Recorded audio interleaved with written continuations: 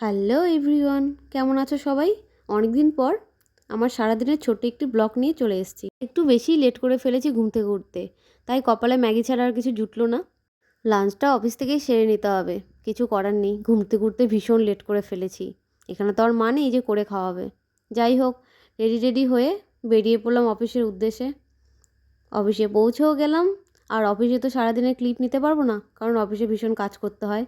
ব্যাস, কাজ টাজ করে দাঁত বের করে বেরিয়ে গেলাম। রুমে ফেরার পথে হঠাৎ করে ইচ্ছে হলো আমরা রোল খাবো। অফিসের আসার পথে একটা রেস্টুরেন্ট পড়ে, মোটামুটি ভালোই খাবার দাবার করে, রোলটা বেশ ভালো করে। তাই জন্য তিনজনে চলে গেলাম রোল খেতে। ওরা তো ক্যামেরার সামনে আসতেই চাইছিল না। আমি একটু জোর করলাম, একটু হাই করে দাও। তো আমার মন রাখার জন্য ওরা একটু হাই করে দিল।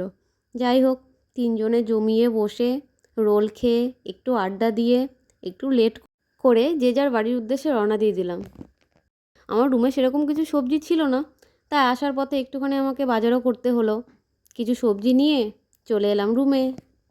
রুমে এসে একটু ফ্রেশ হয়ে মনে হলো একটু কফি খাই, মাথাটা একটু ধরেছিল।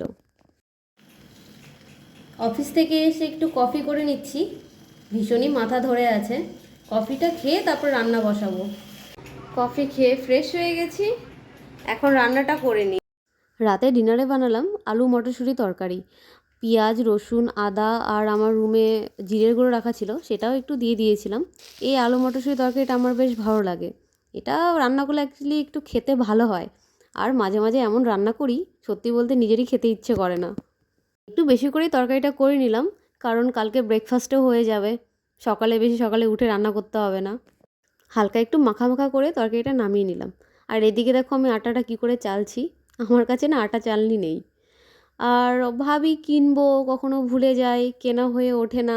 আর সত্যি বলতে কেনা হয়ে এর জন্যই ওঠে না, একদিন আটা নিয়ে এসেছি, এবার ওটাকে চালতে হবে, কিন্তু চালনি ছিল না। হঠাৎ করে মাথায় এলো, চা ছাকার ছাঁকনিটা দিয়ে কি আটা চালা যাবে?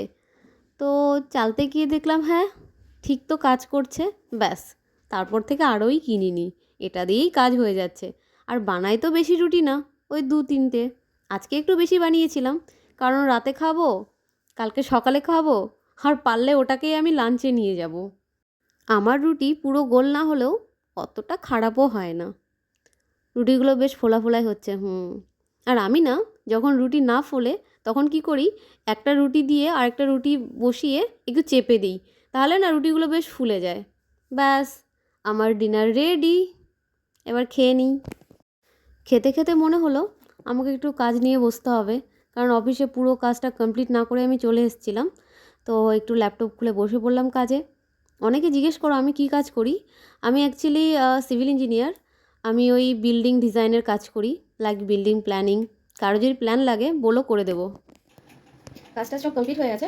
এখন গুড নাইট পোস্ট করে আর সবাইকে কমেন্ট করে সবার পোস্টে ঘুমিয়ে পড়বো। কালকে তো আবার সকালে উঠতে হবে, রান্নাবান্না করতে হবে। সবাইকে গুড নাইট।